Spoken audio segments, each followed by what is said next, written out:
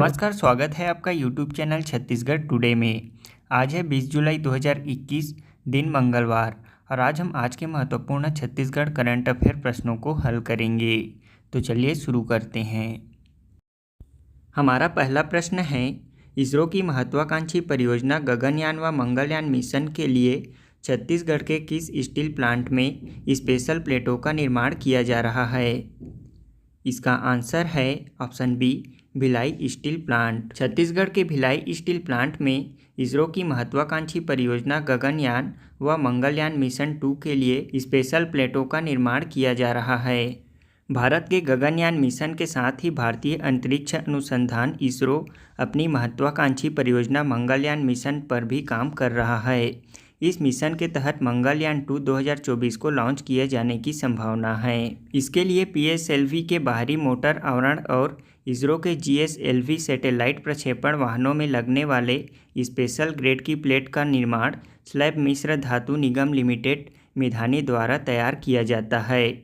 इसके रोलिंग का काम भिलाई स्टील प्लांट द्वारा किया जाता है। स्लैब मिश्र धातु निगम लिमिटेड मिधानी अपने स्लैब को भिलाई स्टील प्लांट के प्लेट मिल में रोल करवाता है, क्योंकि प्लेट की मोटाई महज 9.3 ms होती है। इस प्लेट की मोटाई बनाए रखने का चुनौतीपूर्ण कार्य भिलाई स्टील प्लांट द्वारा किया जाता है। हमारा अगला प्रश्न है, राष्ट्रीय पशु अनुवांशिकी संसाधन ब्यूरो करनाल द्वारा देश के 43 गोवंश की नस्लों में 36वां स्थान पाने वाले छत्तीसगढ़ की गोवंशी नस्ल का क्या नाम है? इसका आंसर है ऑप्शन सी, कोसली। राष्ट्रीय पशु आनुवंशिकी संसाधन ब्यूरो करनाल द्वारा देश के 43 गोवंशी नस्लों में 36वां स्थान पाने वाले छत्तीसगढ़ की गोवंशी नस्ल का नाम कोसली है। छत्तीसगढ़ की गाय को कोसली के नाम से राष्ट्रीय पशु आनुवंशिकी संसाधन ब्यूरो करनाल ने 36वां गोवंशी नस्ल के नाम पर पंजीकृत किया है। बता दें कि छत्तीसगढ़ कामधेनु विश्वविद्यालय ने इस गाय पर 4 वर्षों तक शोध किया है। यह इंडिया कैटल में 2600 कोसली 03036 से पंजीकृत है और यह छत्तीसगढ़ राज्य की पहली पंजीकृत नस्ल होने के बाद देश भर में कोसली के नाम से प्रचलित हो गया है। राज्य में सर्वेक्षण के दौरान पाया गया कि मैदानी भागों में कोसली नस्ल के पशुओं की संख्या 31.92 लाख है। हमारा अगला प्रश्न है, हाल ही में ब्रिटिश ग्रैंड प्रिक्स 2021 किसने जीता है? इसका आंसर है ऑप्शन बी, लुइस हैमिल्टन ने। लुइस हैमिल्टन ने रिकॉर्ड 8वीं बार ब्रिटिश ग्रैंड प्रिक्स 2021 जीता है। यह आयोजन 18 जुलाई 2021 को यूनाइटेड किंगडम के सिल्वर स्टोन सर्किट में आयोजित किया गया था। 7 बार के विश्व चैंपियन हैमिल्टन की करियर की यह 99वीं जीत है। इस रेस में मोनाको स्थित चार्ल्स क्लेवर फेरारी के दूसरे स्थान पर रहे, जबकि हैमिल्टन के टीम के साथी फिनलैंड के वाल्टेरी बोल्टास तीसरे स्थान पर।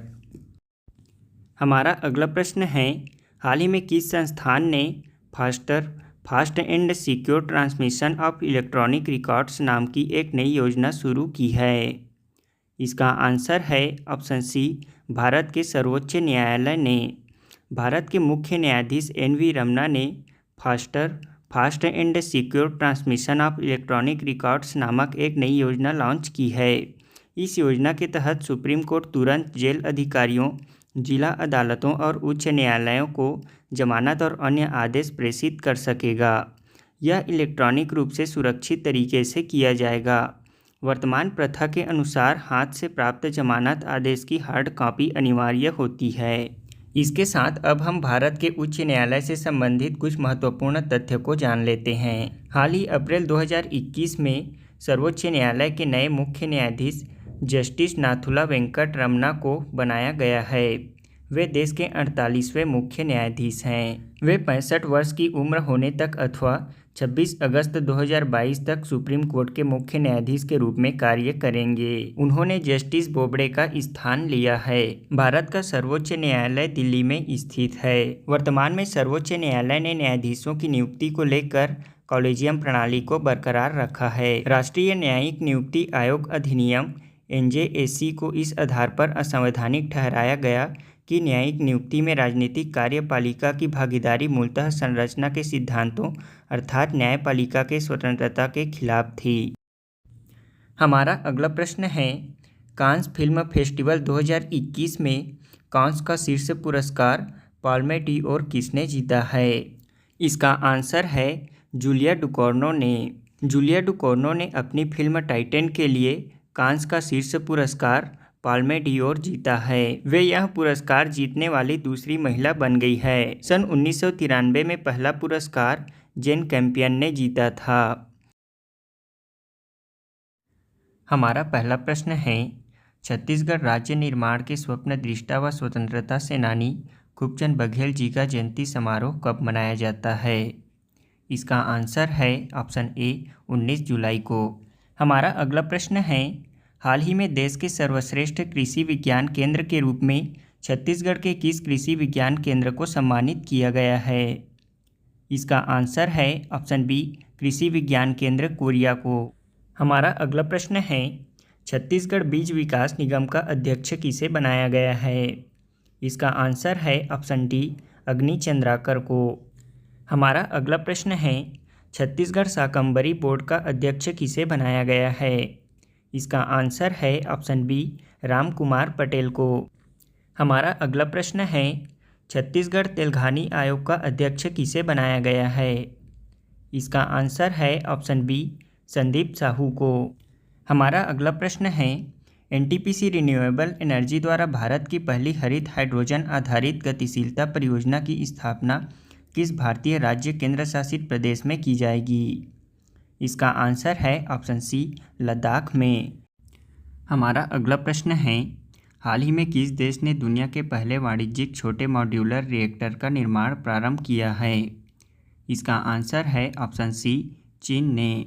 हमारा अगला प्रश्न है, किसानों को अपनी भाषा में सही समय पर सही जानकारी प्राप्त करने की सुविधा के लिए प्रारंभ किए गए डिजिटल प्लेटफॉर्म का क्या नाम है? इसका आंसर है ऑप्शन डी किसान सारथी। अब हम कल के क्विज़ का आंसर जान लेते हैं। हमारा पहला प्रश्न है, छत्तीसगढ़ शाकंभरी योजना क्या है? छत्तीसगढ़ शाकंभरी योजना का शुरुआत सन 2005-06 में पूर्व मुख्यमंत्री रमन सिंह द्वारा किया गया था। इस योजना का उद्देश्य सिंचाई संसाधन में विकास करना है। इस योजना में राज्य के सभी वर्ग के लघु एवं सीमांत कृषकों को योजना का लाभ प्रदान किया जाता है। इसके साथ ही साग सब्जी उत्पादन करने वाले कृषकों को इसमें प्राथमिकता दी जाती है। इस योजना में लघु एवं सीमांत कृषकों को 0 से 5 हॉर्स पावर तक के विद्युत सबमर्सिबल पंप, डीजल पंप अथवा पेट्रोल पंप क्रय करने पर 75% की छूट प्रदान की जाती है। इसमें अधिकतम 16,875 रुपये तक की छूट दी जाती है। इसके अलावा कुआं के निर्माण पर 50% या फिर 22,500 रुपये की अनुदान राशि का प्रावधान किया गया है। इस योजना की निगरानी के लिए छत्तीसगढ़ शाकंभरी बोर्ड का गठन भी किया गया है। 10 सितंबर 2018 को छत्तीसगढ़ मंत्रिमंडल की बैठक में राज्य में साग सब्जी, फलों और फूलों की खेती करने वाले किसानों के लिए छत्तीसगढ़ शाकंभरी बोर्ड गठित किए जाने का निर्णय किया गया। वर्तमान में इस बोर्ड में अध्यक्ष सहित 5 गैर सरकारी सदस्य राज्य सरकार द्वारा नामित किए जाते हैं। इस बोर्ड का गठन लघु एवं सीमांत किसानों की समस्याओं के निराकरण एवं उनके सर्वांगीण विकास, उनके लिए नई योजनाएं शुरू करने, वर्तमान व्यवस्था में सुधार एवं उनके समूह बनाकर सीधे बाजार व्यवस्था में उनकी सक्रिय भागीदारी सुनिश्चित करने के लिए किया जाता है। बता दें कि अभी हाल ही में राम कुमार पटेल को छत्तीसगढ़ शाकंभरी बोर्ड का अध्यक्ष बनाया गया है। हमारा दूसरा प्रश्न है, शहीद नंद कुमार पटेल विश्वविद्यालय रायगढ़ की स्थापना कब की गई थी? इसका आंसर है 2020 में। शहीद नंद कुमार पटेल विश्वविद्यालय रायगढ़ की स्थापना 2020 में की गई थी। इनके कुलपति प्रोफेसर ललित प्रकाश पटेरिया को बनाया गया है। इस विश्वविद्यालय का गठन अटल बिहारी वाजपेयी विश्वविद्यालय बिलासपुर को विभाजित कर किया गया है। हमारा तीसरा प्रश्न है, छत्तीसगढ़ में सभी स्रोतों से लगभग कितने प्रतिशत क्षेत्र में सिंचाई सुविधा उपलब्ध है?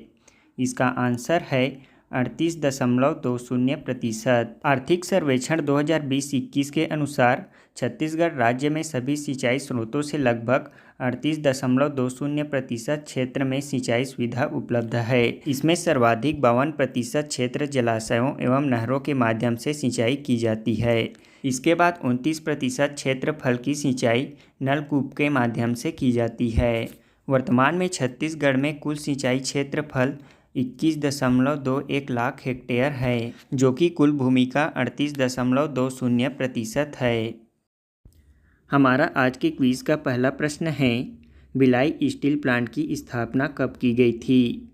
दूसरा प्रश्न है, हाल ही में अटल बिहारी वाजपेयी विश्वविद्यालय में नए कुलपति किसे नियुक्त किया गया है? हमारा तीसरा प्रश्न है, इसरो की स्थापना कब की गई थी?